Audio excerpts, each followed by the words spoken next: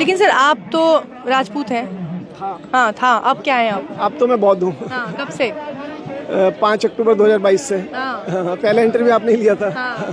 तो ये जो अंदर होता है ना राजपूती खून वाला, वो फिर क्या हो, बौद्धिस्ट खत्म हो गया। खत्म हो गया? वो मैं तो सबको यही कहता हूँ कि जो हमारे अंदर जो अच्छाइयाँ हैं ना, हाँ। वो हमारे अंदर जो हमारी मंगोल और द्रविड़ माताओं का जो ब्लड है, जो तो वो अच्छाइयाँ हमें वहीं से मिलती हैं। हाँ। जैसा कि आपने बताया कि पहले आप राजपूत थे, अभी तो बौद्ध हैं, पर बहुत सारे लोग जिनकी आस्था है वो अभी भी वहाँ जाते हैं, पिंडदान करते हैं, कहते हैं कि मोक्ष मिलता है हमारे पुरखों को यहाँ पिंडदान करने से। उन लोगों की आस्था भी तो जुड़ी है ना, ऐसे में फिर उनको कैसे निकाल दे कमेटी से? वो आस्था तो वो बनावटी है ना, वो तो आर्टिफिशियल है, वो तो लोगों ने मनगढ़ंत कहानी बना रखी है।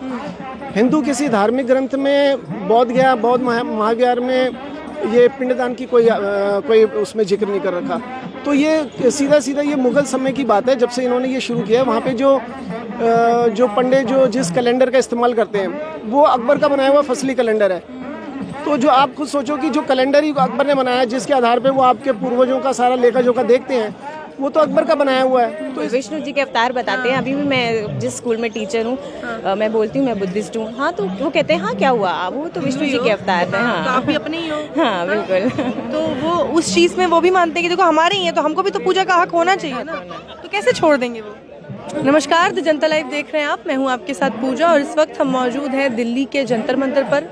धरना स्थल है जहां से देश भर से लोग आते हैं, अपने मुद्दों को यहाँ उठाते हैं, ताकि सरकार के करीब है ये जगह, तो शायद सरकार के कानों तक बात पहुँचे और सरकार उस पर उनकी बात माने या उस दिशा में कोई कदम उठाए। हालांकि इस मुद्दे से यहाँ की सरकार का कोई लेना देना नहीं है, बिहार सरकार का सीधा सीधा इसमें योगदान है। अगर सरकार चाहे कभी भी किसी भी वक्त इनकी पूरी मांग मान सकती है, क्योंकि ये बोध गया से उठकर आए हैं। बोध गया में महाबोधि महाविहार मुक्ति आंदोलन जो पिछले 1 महीने से चल रहा है, उसी को उसके 1 महीने के पूरे होने पर यहाँ आज जंतर मंतर से भी इसका आयोजन किया, प्रदर्शन का, जहाँ से लोग आवाज़ उठा रहे हैं कि जो बुद्ध विहार है उसे मुक्त करना चाहिए हिंदू पाखंडवाद से। इस वक्त हमारे साथ मेहरा जी हैं। सर, आपसे सीधे सीधे ये जानना चाहती हूँ कि आज ये 1 महीने बाद ये आंदोलन यहाँ, इसकी हम गूंज सुन रहे हैं, लेकिन विदेशों में, अमेरिका तक में इस आंदोलन की आवाज़ें उठ रही हैं, पर सरकार, बिहार सरकार के तो मतलब कहते हैं ना, कान पे जू तक नहीं रेंग रही है। ऐसा क्यों? उसका तो सीधा सा कारण है कि बिहार सरकार अभी एक गठबंधन की सरकार है। तो बिहार में सिर्फ नीतीश कुमार की पार्टी नहीं है, बिहार में बीजेपी के समर्थन से वो सरकार चल रही है। तो बीजेपी का तो आप जानते हैं कि बीजेपी की जो विचारधारा है वो मनुवादी विचारधारा है। बीजेपी ऐसी किसी भी मांग को मानेगी नहीं, क्योंकि बीजेपी का तो जो संगठन है आरएसएस है जो उसको पीछे से संचालित करता है, तो उनका तो पूरा कोशिश ही यही कि भारत में मनुवादी व्यवस्था स्थापित हो। वो तो बुद्ध और मनुवादी व्यवस्था का जो असली दुश्मन है, जिस विचारधारा के वो मुखालफत करते हैं, वह बुद्ध की विचारधारा। तो बुद्ध की विचारधारा को उनको खत्म करना, ये तो उनका उद्देश्य है। उनकी लड़ाई किसी और धर्म से नहीं है, किसी इस्लाम से, किसी से नहीं है। उनकी मुख्य जो लड़ाई है वो बुद्ध से ही है। तो वो क्यों चाहेंगे कि जो बुद्ध का इतना बड़ा जो धार्मिक स्थल है, आस्था का केंद्र है, उसको वो मुक्त कर दें? तो वो तो कभी मानेंगे नहीं। तो जब तक वहाँ पे भाजपा समर्थित सरकार रहेगी, ये मांग कभी मानेगी नहीं बिहार सरकार। मेरा तो यही मानना है। हाँ। लेकिन सर आप तो राजपूत हैं। हाँ था, अब क्या है आप? अब तो मैं बौद्ध हूँ। हाँ, कब से? 5 अक्टूबर 2022 से। हाँ। पहला इंटरव्यू आपने लिया था। हाँ। तो ये जो अंदर होता है ना राजपूती खून वाला, वो फिर क्या हो, बौद्धिस्ट खत्म हो गया। खत्म हो गया? वो मैं तो सबको यही कहता हूँ कि जो हमारे अंदर जो अच्छाइयाँ हैं ना, वो हमारे अंदर जो हमारी मंगोल और द्रविड़ माताओं का जो ब्लड है, जो तो वो अच्छाइयाँ हमें वहीं से मिलती हैं। तो उसी की वही वजह है मेरे ख्याल से, क्योंकि वो जो हमारे पुरुष जो हमारे पूर्वज थे, उनसे तो हमें गलत चीज़ ही मिली। तो जो अच्छी चीज़ें हैं वो हमें हमारी माताओं से मिली हैं। लेकिन देखिए, अब आपने जैसा कि आपने बताया कि पहले आप राजपूत थे, अभी तो बौद्ध हैं, पर बहुत सारे लोग जिनकी आस्था है वो अभी भी वहाँ जाते हैं, पिंडदान करते हैं, कहते हैं कि मोक्ष मिलता है हमारे पुरखों को यहाँ पिंडदान करने से। उन लोगों की आस्था भी तो जुड़ी है ना, ऐसे में फिर उनको कैसे निकाल दे कमेटी से? वो आस्था तो वो बनावटी है ना, वो तो आर्टिफिशियल है, वो तो लोगों ने मनगढ़ंत कहानी बना रखी है। हिंदू किसी धार्मिक ग्रंथ में बौद्ध गया, बौद्ध महाविहार में ये पिंडदान की कोई उसमें जिक्र नहीं कर रखा। तो ये सीधा सीधा ये मुगल समय की बात है, जब से इन्होंने ये शुरू किया। वहाँ पे जो पंडित जो जिस कैलेंडर का इस्तेमाल करते हैं, वो अकबर का बनाया हुआ फसली कैलेंडर है।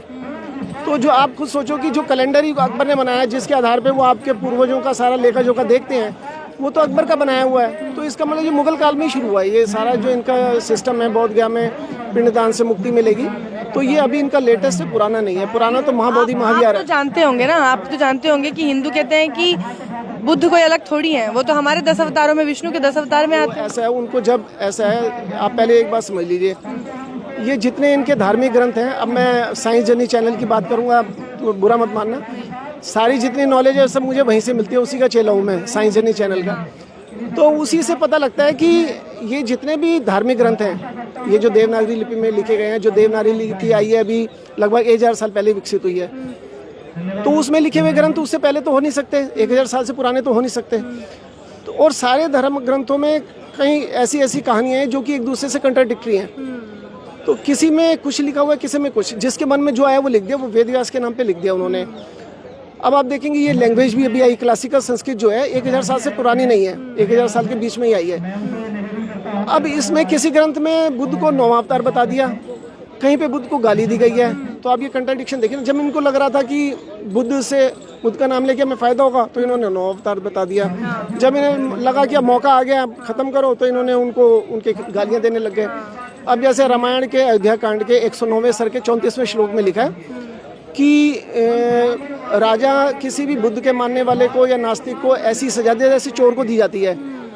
फिर उसमें लिखा है कि अगर वो ऐसा ना कर सके तो जो विद्वान ब्राह्मण है उनसे बात भी ना करे। तो सीधा सीधा ये है कि बुद्ध दुश्मन हो गए। कल की पुराण है, उसमें कल की पुराण में बौद्धों को मारने की, जो इनका कल की अवतार है, कल की अवतार का यही काम है, वो बौद्धों को मारता है। तो जब इनको लगा कि बुद्ध का वहाँ कब्जा करने के लिए बुद्ध को अवतार दिखाना जरूरी है, तो बौद्ध मंदिरों पे कब्जा कर लिया।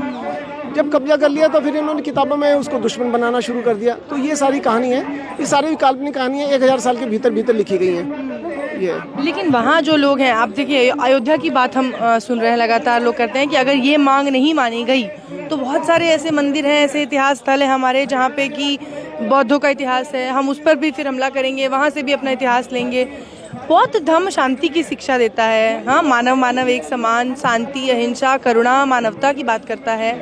और ऐसे में फिर कह रहे हैं कि हम वहाँ पे हमला करेंगे और वहाँ से भी अपना इतिहास। हमला करने की तो कोई बात नहीं कर रहे, हमला करने की तो बात यही लोग करते हैं जो हमारी विरोधी विचारधारा वाले हैं। बुद्ध कभी हमला करने की बात नहीं करता। हम तो ये कह रहे हैं कि जो हमारा है वो हमें दे दो। हम तो शांति से, वहाँ पे शांतिपूर्ण आंदोलन भी चल रहा है, और जो हमारी चीज़ है हमें दे दो, इसमें गलत क्या है? ये तो हमारा राइट है ना। ये तो सारी दुनिया में आप कहते थे कि एक आपने काल्पनिक कहानी बना दी कि बाबरी मस्जिद के नीचे अयोध्या मंदिर है। एक काल्पनिक कहानी के आधार पर आपने वहाँ पे लड़ाई भी लड़ी, कत्लेआम मचाया पूरे देश में, और कोर्ट के माध्यम से उसको ले भी लिया, जो कि फैसला भी गलत था। अभी राजेंद्र पाल गौतम जी ने भी बताया कि वो आस्था के आधार पे कोर्ट को फैसला देना नहीं चाहिए था, कोर्ट को सबूत के आधार पे फैसला देना चाहिए था। तो हमारा तो ऐतिहासिक चीज़ है, हम तो कोई काल्पनिक बात नहीं कर रहे। बुद्ध हुए थे, अशोक ने बौद्ध मठ बनवाए थे, बौद्ध विहार बनाए थे, और भी राजाओं ने, हजारों राजाओं ने बनाए। हम तो ये कह रहे हैं जो हमारी चीज़ें हमें दे दो, और लोगों को धोखे में रख रहे हो आप। सबसे बड़ी बात है, आइए आप हिंदुओं को ही धोखा दे रहे हो। जो हिंदू लोग हैं उनको जो धोखा देने, उनको भी तो एक्सपोज किया जाना चाहिए ना, कि जो आपके धर्म के ठेकेदार हैं, आप लोगों को धोखा दे रहे हैं, उनकी भी तो आंखें खुलनी चाहिए कि जहाँ पूजा आस्था के नाम पर आप जा रहे हो, वो आस्था का जो आपका केंद्र है वो है किसका, उसका इतिहास क्या है। आप बुद्ध की मूर्तियों को चुनरी पहना के, उनका मुकुट पहना के, उनको ढक के आप बता दो कि ये विष्णु है, आप तो अपने लोगों को धोखा दे रहे हो ना। आस्था के आधार पे अगर फैसला, की भी आंखें खुली जाए, आस्था के आधार पे अगर फैसला करना होता तो अयोध्या में तो देखिए ना, नहीं, अगर सबूतों के आधार पे फैसला करना होता तो अयोध्या में देखिए किसका सबूत था, साक्ष्य मिले थे। जब उसको मनाने के लिए खुदाई कर रहे थे तो उसमें से साक्ष्य बौद्ध मंदिर खुदाई करके तो आप जहाँ भी गए होगे। लेकिन सबूतों की बात कर कौन रहा है? सुप्रीम कोर्ट, आप खुद कह रहे हैं कि सुप्रीम कोर्ट में चीफ जस्टिस ने बताया कि किस तरीके से उन्होंने आस्था के आधार पर फैसला किया। तो इस स्थिति में, ऐसी स्थिति में आप लोग कैसे अपनी लड़ाई कब तक लड़ेंगे? आपको पता है कि यहाँ पे न्यायपालिका किस तरह से काम कर रही है, सरकार सुन नहीं रही है, कब तक लड़ेंगे इस तरह से? देखो, लड़ाई कई तरीके से लड़ी जाती है। एक तो कानून के माध्यम से, राजनीति के माध्यम से, और सड़क पर, ठीक है ना। तो ये सड़क की लड़ाई होगी, ये कानून की लड़ाई से हम नहीं जीत नहीं सकते, क्योंकि कानून पे उनका राज, जो कानूनी जितना ढांचा है, जो कोर्ट है, कोर्ट पे भी उनका कब्जा है, राजनीति में भी उनका कब्जा है, और सभी मीडिया में भी उनका कब्जा है। तो आपकी आवाज़ तो कोई उठाएगा नहीं। बची सड़क और दूसरा सोशल मीडिया, ये दो ही हैं। तो इसी से लड़ी जाएगी, और इसी से जीती जाएगी। कब तक? क्योंकि 70 साल तो हो चुके। मैं आपको अभी एक ताज़ा एग्जांपल दे दूं। ये अभी आंदोलन, अभी जैसे मुझे भी इसकी जानकारी नहीं थी, पुराने आंदोलन मुझे भी अभी पता लगा 1992 में बहुत बड़ा आंदोलन हुआ, तो वो सफल नहीं हुआ। जैसे गौतम जी ने भी रेफरेंस दिया था कि उस टाइम सोशल मीडिया नहीं था। अब 2 अप्रैल का आंदोलन तो किसी पार्टी का आंदोलन नहीं था, किसी ने किसी राजनीतिक पार्टी ने कॉल नहीं दी थी 2 अप्रैल के आंदोलन की, वो कितना बड़ा आंदोलन हो गया, और वो सोशल मीडिया नहीं की वजह से हुआ ना। और वो सफल क्यों हुआ? क्योंकि सारे देश की जनता एकजुट हो गई, उनको पता लग गया कि हमारे अधिकारों को छीना जा रहा है। सोशल मीडिया की मदद से वो आंदोलन सफल हुआ, जनता सड़क पे आई। ये आंदोलन अब शुरू हुआ है, मेरा ये मानना है कि ये आंदोलन सफल हो ही रहेगा, क्योंकि अब सोशल मीडिया हमारे साथ और है ना, वहाँ समाज एक हो गया था, वहाँ हकों की बात थी। यहाँ समाज में आपसी टकराव नहीं लगता आपको? आप ही के समाज के कुछ लोग वहाँ जाके पिंडदान कर रहे हैं, जो कुछ लोग हैं जो पूजा भी कर रहे हैं, वो है ना, अनजाने लेकिन है, मगर वो आपके विरोध में नहीं खड़े। देखो मैं जैसे अभी जरूरत पड़ेगी तो वो समर्थन करेंगे। बिल्कुल, भंते करुणाशील राहुल जी ने भी कहा, जैसे हमारी लड़ाई हिंदुओं से नहीं है, हमारी लड़ाई तो कानून की है। वो सोचने वाली बात यह है कि वहाँ जो जा रहे हैं, अभी मैंने जैसे आपको पहले कहा, वो लोगों को बेवकूफ़ बनाया जा रहा है, आस्था के नाम पर उनको गलत चीज़ बताई जा रही है, गलत इतिहास बताया जा रहा है। तो हमारी तो ड्यूटी है ना, उनकी भी आंखें खोलें। ये लोग सिर्फ हमारा ही हक नहीं छीन रहे, ये अपने लोगों को बेवकूफ़ भी बना रहे हैं। तो हमारी लड़ाई 2 तरफा है, एक तो हम अपने लोगों को जागरूक कर रहे हैं, अपने हक की लड़ाई लड़ रहे हैं, दूसरा उन बेचारे भोले भाले हिंदुओं की जिनको इन्होंने काल्पनिक कहानियाँ सुना के उनको बेवकूफ़ बना रहे हैं और अपना घर भर रहे हैं, उनकी भी आंखें खोलनी है। उनकी आंखें खुलेंगी तो वो ज़्यादातर बहुजन समाज से ही हैं, आप भी जानते ही हैं। तो आना तो उन्हें अपने घर पे ही है वापस, उनकी घर वापसी। ये मेरे ख्याल से ये जो आंदोलन है, ये आंदोलन भारत की जो बौद्ध विचारधारा को स्थापित करेगा, क्योंकि ये आंदोलन जो है ना, अब सोशल मीडिया आ गया। 92 में तो सोशल मीडिया नहीं था। ये आंदोलन तो अब जीत की तरफ ही जाएगा, और जितना जाएगा, भंते राहुल ने भी कह दिया आपको कि ये बौद्ध बनेंगे लोग। ये आंदोलन जो है बुद्ध को स्थापित करेगा दोबारा से इस देश में। चलिए, बहुत बहुत शुक्रिया। और हम भी उम्मीद करते हैं कि आज जो ये दिल्ली से आवाज़ उठी है, ये बहुत गया तक पहुँचे और सरकारें इस पर जल्द से जल्द कोई फैसला ले। बहुत धन्यवाद सर। और इसी प्रदर्शन में शामिल होने के लिए आई हैं बौद्ध मित्रा। तो सबसे पहले बहुत स्वागत है आपका हमारे चैनल पर। और ये जो मुद्दा है, लगभग 1 महीना हो गया। इसके अलावा वैसे देखें तो 70 साल से कभी उठता है, फिर दबाया जाता है, फिर उठता है, फिर दबाया जाता है। छोटी सी मांग है, लेकिन इतने लंबे अरसे से इसको लगातार मांगा जा रहा है। सरकार नज़रअंदाज कर देती है पूरी तरह से। कैसे देखते हैं इसे आप? पहले तो सभी को जय भीम नमो बुद्धाय।